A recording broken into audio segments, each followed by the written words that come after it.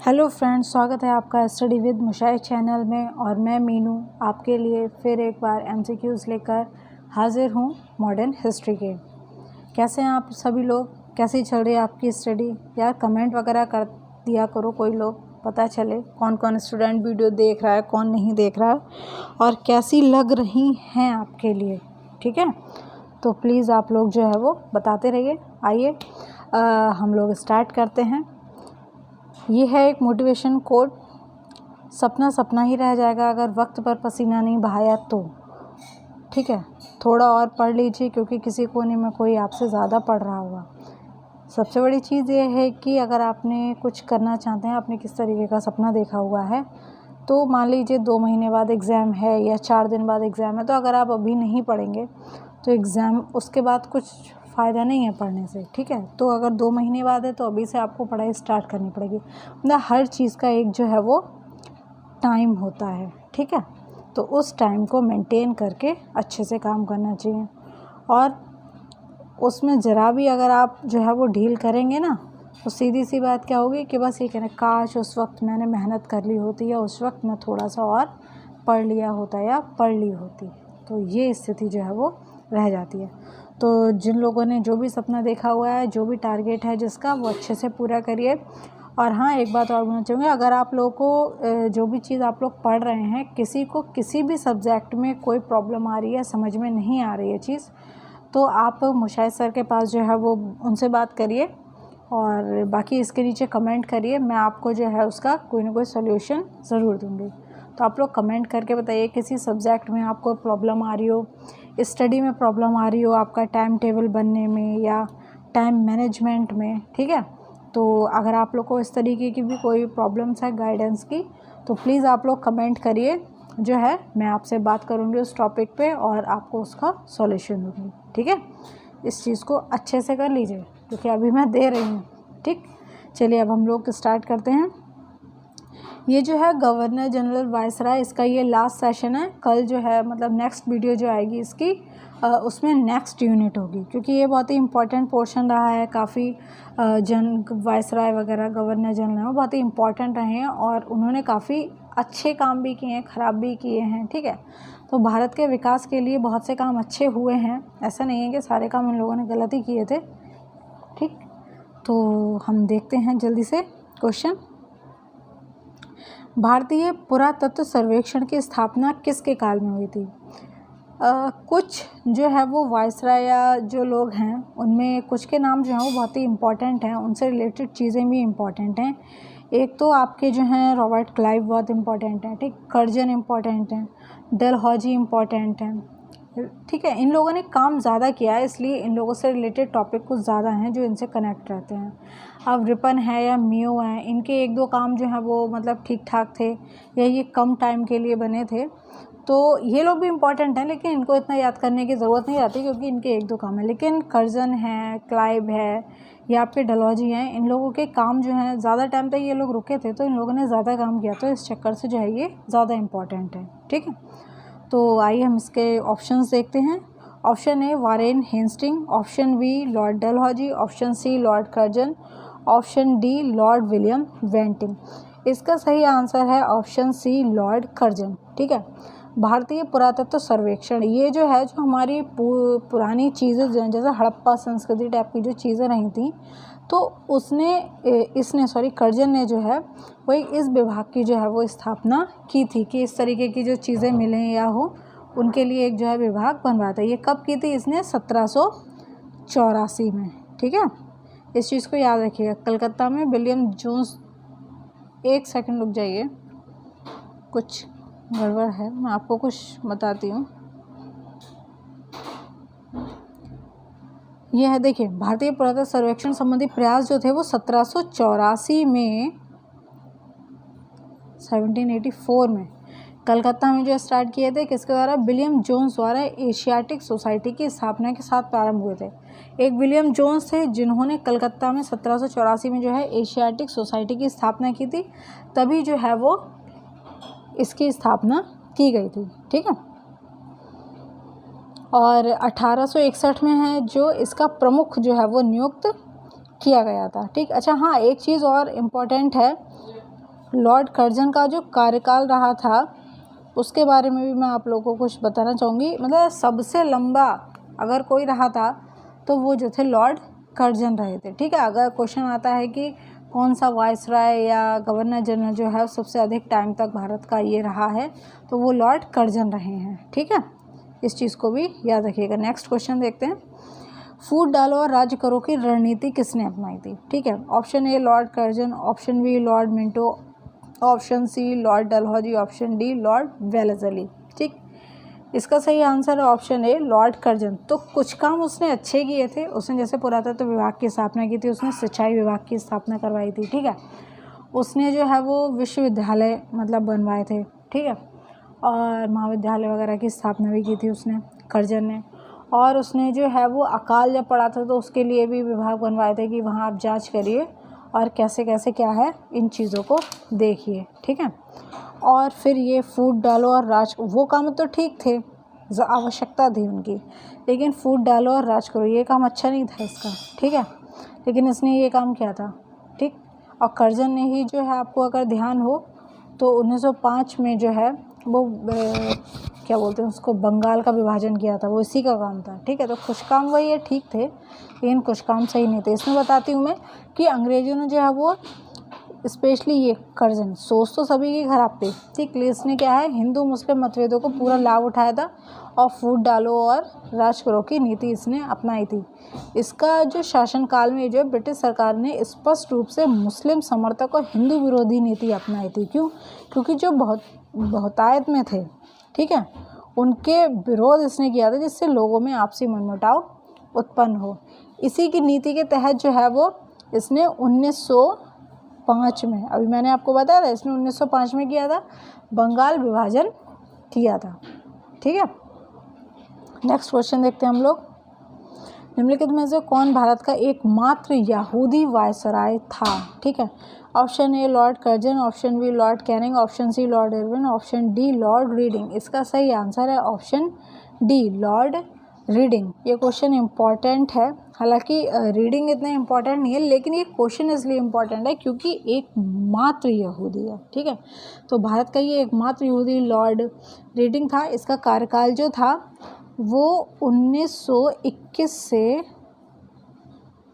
1926 तक चला था। ठीक है, 1921 से 1926 तक चला, लगभग 5 साल। ठीक है, इसके समय ही चौरी चौरा की घटना हुई थी। चौरी चौरा की घटना कब हुई थी? 1922 में। ठीक है, कहाँ हुई थी? उत्तर प्रदेश के गोरखपुर ज़िले में। ठीक है, और स्वराज पार्टी का गठन 1924 में हुआ था। ठीक है, वो हाँ 1923-24 में हुआ था, वो भी इसी के टाइम में हुआ था। ठीक है, और रॉलैंड एक्ट निरस्त भी इसी के समय में हुआ था। तो इससे रिलेटेड 3 चीज़ें हैं, ये इंपॉर्टेंट हैं, याद रखिएगा कि चौरी चौरा की जब घटना हुई थी, चौरी चौरा कांड हुआ था, तब कौन वायसराय था? तो लॉर्ड रीडिंग था। ठीक, स्वराज पार्टी की स्थापना हुई तो कौन था? तब भी लॉर्ड रीडिंग था। और रॉलैंड एक्ट निरसित हुआ था, तब कौन था? तब भी लॉर्ड रीडिंग था। ठीक है, तो इस चीज़ को मैं जो ये एक्स्ट्रा चीज़ बता रही हूँ ना, इनको आप लोग नोट डाउन कर लीजिए, करिए, जैसे आपकी फैक्चुअल इन्फॉर्मेशन अच्छी होती रहे, आप लिंक करके एक दूसरे से चीज़ों को याद करते रहें। ठीक है, नेक्स्ट क्वेश्चन बोलते हैं। लिंक करने से जो है चीज़ें भूलते कम हैं हम। ठीक है, अगर सिर्फ एक 1 लाइनर या आपको मैं ऐसे करा दूँगी तो चीज़ें नहीं याद रहेगी। अब मैंने आपको पूरी चीज़ बता दी तो आपको वो चीज़ याद रहेगी। ठीक है, ये देखते हैं। ब्रिटिश काल की राजधानी का कलकत्ता से दिल्ली स्थानांतरण किसके काल में क्रियान्वित हुआ था? मतलब ब्रिटिश भारत की राजधानी पहले क्या थी? कलकत्ता, फिर क्या हुई? दिल्ली। तो किसके काल में ये हुई थी? Option A Lord Minto, option B Lord Hardinge, option C Lord Chelmsford, option D Lord Reading. इसका सही आंसर है ऑप्शन बी लॉर्ड हार्डिंग। ठीक है, वायसराय लॉर्ड हार्डिंग के समय जो है भारत की राजधानी कलकत्ता से कहाँ स्थानांतरित हुई थी? दिल्ली में। ठीक, ये क्या हुआ था कि इन्होंने जो है वो इनविटेशन दिया था 1911 में। ठीक है, 1911 में इन्होंने जॉर्ज 5 और महारानी मैरी को, जो कि ब्रिटेन के थे, इन्होंने इनविटेशन दिया था, इंडिया बुलाया था। ठीक है, और दिल्ली में भव्य दरबार का आयोजन किया था। आपने इस चीज़ को पढ़ा होगा, जब मॉडर्न हिस्ट्री में पढ़ा होगा आपने तो। ठीक है, जिसे दिल्ली दरबार भी के नाम से भी जानते हैं। ठीक है, तो इस दरबार में जो है बंगाल विभाजन को रद्द कर दिया गया था, जो 1905 में कर्जन करके गया था। ठीक है, उसका भी बहुत विरोध हुआ था, बहुत सारे उसके टाइम जो आंदोलन भी चले थे, ठीक, स्वदेशी आंदोलन, बंग भंग आंदोलन, इस टाइप से। तो वो 1911 में बंगाल विभाजन को रद्द किया गया, ठीक, और क्या हुआ, कलकत्ता से राजधानी कहाँ, दिल्ली स्थानांतरित की गई थी, ठीक है। अब मैंने आपको ये पूरी स्टोरी बता दी, ठीक है। अब क्या होगा कि अगर ये क्वेश्चन आ जाता है तो आप इसको आराम से सॉल्व कर पाएंगे, ये चीज़ आपके माइंड में रह जाएगी, ठीक है। इसलिए मैं जो एक्स्ट्रा बोल रही हूँ उसको आप लोग नोट कर लें। ओके, नेक्स्ट क्वेश्चन देखते हैं। स्थायी बंदोबस्त किसके शासनकाल में प्रारंभ किया गया था, ठीक है। तो सबसे पहले option A Warren Hastings, option B Lord Cornwallis, option C Sir John Shore, option D Lord Wellesley. Wellesley तो है नहीं, क्यों, क्योंकि मैंने आपको बताया था कि ये सहायक संधि से संबंधित थे, ठीक है। अब वॉरेन हेस्टिंग आए। वॉरेन हेस्टिंग कौन थे, ये 1773 में इन्होंने क्या किया था, ये बंगाल के प्रथम गवर्नर जनरल बने थे। अब रह गए जॉन शोर और अब रह गए लॉर्ड कॉर्नवालिस, ठीक। तो इसमें से सही आंसर है लॉर्ड कॉर्नवालिस, यानी कि ऑप्शन बी, ठीक है। ये कब लेकर आए थे ये स्थायी बंदोबस्त, 19 नहीं है, 1793, ठीक है, 1793 में लेकर आए थे स्थायी बंदोबस्त की। इसकी भी काफ़ी चर्चा रही है, काफ़ी बहुत जो है इसका वो रहा है, बहुत ज़्यादा प्रभाव इसका। अगर कभी आप लोग बताइएगा, मॉडर्न हिस्ट्री अगर आपको पढ़नी है डिटेल में तो आप लोग जो है वो कमेंट कीजिए, तो मैं उसको जो है वो स्टार्ट करूँगी। लेकिन वही है कि आप लोग जब रिस्पॉन्स ही नहीं देते हैं तो फिर मैं क्या कर सकती हूँ, ठीक है। आप लोग रिस्पॉन्स दीजिए, कमेंट करिए, तभी तो मुझे सर को लगेगा कि हाँ भाई जो है बच्चों की कुछ डिमांड है। तो आप लोग कमेंट करिए, बताइए अगर आपको पढ़ना है तो, ठीक है, तो मैं आपको उस चीज़ को कराती हूँ। नेक्स्ट क्वेश्चन देखते हैं। पेशवाई को कब ख़त्म किया था। पेशवाई यानी कि मराठा शासन जो था उसमें पेशवा चलते थे, ठीक है, हेड माने जाते थे उसमें। तो उसको जो है कब समाप्त किया गया था। Option A 1858, option B 1818, option C 1861, option D 1802। इसका सही आंसर है ऑप्शन बी 1818, ठीक है। आपने देखा होगा आंग्ल मराठा युद्ध भी काफ़ी जो हुए हैं, ठीक है। जब तृतीय आंग्ल मराठा युद्ध हुआ, यानी कि अंग्रेजों और मराठों के बीच, उसमें जब मराठा हार गए तब कौन था जो है वायसराय, लॉर्ड हेस्टिंग था, ठीक है। उसने क्या, पेशवा की गद्दी को समाप्त कर दिया था, ठीक है। किसके तहत, आंग्ल मराठा युद्ध कौन सा हुआ था, तीसरा, ठीक है। उसमें मराठा हार गए थे, तब लॉर्ड हेस्टिंग्स ने क्या किया था, पेशवा की गद्दी को जो है वो समाप्त कर दिया था, ठीक है। नेक्स्ट क्वेश्चन देखते हैं। भारत में अंग्रेजों के समय में प्रथम जनगणना हुई थी, ठीक है। ऑप्शन ए लॉर्ड डफरिन के कार्यकाल में, ऑप्शन बी लॉर्ड लिटन के कार्यकाल में, ऑप्शन सी लॉर्ड मेयो के कार्यकाल में, ऑप्शन डी लॉर्ड रिपन के काल में, ठीक। प्रथम जनगणना, इसका सही आंसर है ऑप्शन सी लॉर्ड मेयो के काल में। ये अच्छे से याद रखिएगा क्योंकि 2021 में जो है वो जनगणना होनी थी, ठीक है। मतलब जनगणना के आंकड़े 20 से ही स्टार्ट होनी थी, लेकिन कोविड-19 की वजह से जो है वही कोरोना काल में, महामारी के काल में जो है वो नहीं हो पा रही है। 20 भी ऐसे ही निकल गया, अब 21 भी ऐसा ही निकला जा रहा है, ठीक है। तो देखिए कब हो पाती है हम लोग की। तो इससे रिलेटेड बैक में जाके क्वेश्चन बन सकता है, इसलिए मैं बोल रही हूँ, ठीक है। तो प्रथम जनगणना किसके काल में हुई थी, लॉर्ड मेयो के कार्यकाल में हुई थी। और ये कब हुई थी, ठीक है, 1872 में इन्होंने जो है वो जनगणना कराई थी, लेकिन, ठीक है, मतलब प्रथम जनगणना 1872 में हुई थी, ठीक। तब इन्होंने ये कराई थी, लेकिन कंटिन्यू कब से स्टार्ट हुई है, 1881 से, 1881 से। वो किसने स्टार्ट करवाई थी, लॉर्ड रिपन ने, ठीक है। तो ये इन्होंने कब करवाई थी? 1872 में। और पहले जो है इसका श्रेय इनके लिए ही जाता है, लॉर्ड मेयो को। ठीक है, नेक्स्ट क्वेश्चन है, किस वायसराय की हत्या अंडमान निकोबार द्वीप समूह में एक दंडित अपराधी के द्वारा की गई थी जब वे भ्रमण पर थे? ठीक है, किस पर थे? जब वो भ्रमण पर थे, घूमने गए हुए थे भाई, अकेले मिल गए तो उनको मार दिया गया। Option A Lord Curzon, option B Lord Ripon, option C Lord Mayo, option D Lord Minto. Sorry, इसका सही आंसर किसी को पता है? इसका सही आंसर है ऑप्शन सी लॉर्ड मेयो। ठीक है, लॉर्ड मेयो का कार्यकाल कितना था? पहले तो ये नोट कर लीजिए, 1869 से 72 तक ये चले थे। मतलब 1869 से 1872 तक ये चले थे। इनकी हत्या कहाँ हुई थी? अंडमान निकोबार द्वीप समूह में हुई थी। ये घूम रहे थे और एक अपराधी ने जो है इनको कर दी थी।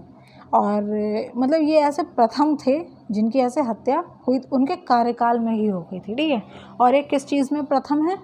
इन्होंने जो है जनगणना भी कराई थी। ठीक है, नेक्स्ट क्वेश्चन देखते हैं, कौन भारत का वायसराय सबसे दीर्घ काल तक रहा था? अभी मैं आपको बता के चुकी हूँ 2 क्वेश्चन पहले। ठीक है, option A Lord Curzon, option B Lord Dufferin, option C Lord Hardinge, option D Lord Mayo. इसका सही आंसर क्या है?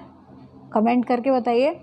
Option A Lord Curzon. ठीक है, इसका जो रहा है टाइम वो लगभग ये 7 साल तक, ठीक है, 7 ईयर्स कंटिन्यू ये रहा था।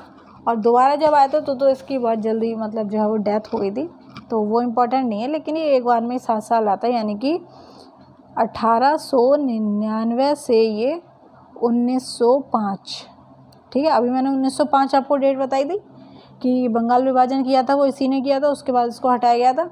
ठीक है, तो इस चीज़ को याद रखिएगा। नेक्स्ट क्वेश्चन, भारत में स्थानीय स्वायत्तशासी संस्थाएं 1882 में सशक्त की गई थीं, किसके द्वारा?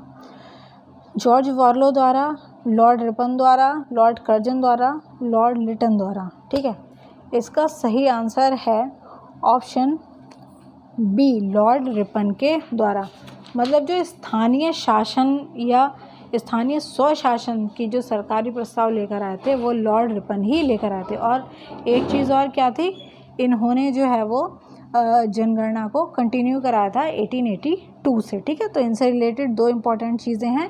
अगर क्वेश्चन आता है कि क्या बोलना चाहिए, स्थानीय स्वशासन किसने शुरू करवाया था, तो वो लॉर्ड रिपन ने करवाया था। ठीक है, जो स्थानीय स्वायत्तशासी लिखा ना, इसका मतलब यही है। नेक्स्ट क्वेश्चन, भारत में स्थानीय स्वायत्तशासन को किसने प्रोत्साहित किया था? लॉर्ड रिपन ने, अभी बताया मैंने। ठीक है, नेक्स्ट क्वेश्चन, इल्वर्ट विल विवाद किससे संबंधित है? ये बहुत इंपॉर्टेंट क्वेश्चन है। ठीक है, समझने वाला भी है थोड़ा। इल्वर्ट विल, इसको ध्यान रखिएगा। ऑप्शन ए भारतीयों द्वारा हथियार लेकर चलने पर कुछ प्रतिबंधों पर लागू किया जाना। ऑप्शन बी भारतीय भाषाओं में प्रकाशित होने वाले समाचार पत्रों और पत्रिकाओं पर प्रतिबंध लागू किया जाना। ऑप्शन सी यूरोप के लोगों के मामलों की सुनवाई करने के लिए भारतीय न्यायाधीशों पर लगाई गई अयोग्यताओं को हटाया जाना। ऑप्शन डी आयातित सूती कपड़े पर लगाए गए शुल्क का हटाया जाना। इसका सही आंसर है ऑप्शन सी यूरोप के लोगों के मामलों की सुनवाई करने के लिए भारतीय न्यायाधीशों पर लगाई गई अयोग्यताओं को हटाया जाना। अंग्रेजों ने नियम बनाए थे कि अगर जो भारतीय जज थे, ठीक है, जो वहाँ भारतीय लोग कुछ जज बन गए थे, अगर किसी यूरोपीय का केस है तो वो लोग जो है उसमें न्यायाधीश बन के मतलब इतने योग्य नहीं थे कि उसके जज बन पाए, ये उनका नियम था। ठीक है, तो हर जगह भेदभाव था इनके टाइम में भैया, क्या कर सकते हैं। ये 1883 की बात है। ठीक है, काफ़ी बवंडर हुआ था इसके पीछे और जो है फिर इनको हटा दिया गया था। ठीक, नेक्स्ट क्वेश्चन देखते हैं हम लोग, निम्नलिखित में से किसे भारत में स्थानीय स्वैत्त शासन का जनक माना जाता है? ये आपको मैं बता चुकी हूँ, उसका सही answer option D Lord Ripon. ठीक है, तो फिलहाल आज के लिए इतने क्वेश्चंस, बाकी मैं नेक्स्ट यूनिट के साथ जो है वो नेक्स्ट वीडियो में जो है उपस्थित होते हैं। और आप लोग कमेंट करते रहिए, लाइक और शेयर करते रहिए वीडियोस को, और बताइए यार कैसा लग रहा है, कैसा नहीं लग रहा है। मैं काफ़ी वीडियोस डाल चुकी हूँ, आप लोगों का जो है फीडबैक मुझे नहीं मिल रहा है। और अगर आप पॉलिटी और मॉडर्न हिस्ट्री या कुछ भी और पढ़ना चाहते हैं तो प्लीज़ आप लोग कमेंट करके बताइए, उसको अप्लाई किया जाएगा। और हाँ, आप जल्दी जो है वो मुशा सर की वीडियोस भी आपको जो है वो मिलने लगेंगी, ठीक है। बाकी फिर हम लोग नेक्स्ट वीडियो में मिलते हैं, तब तक के लिए नमस्ते।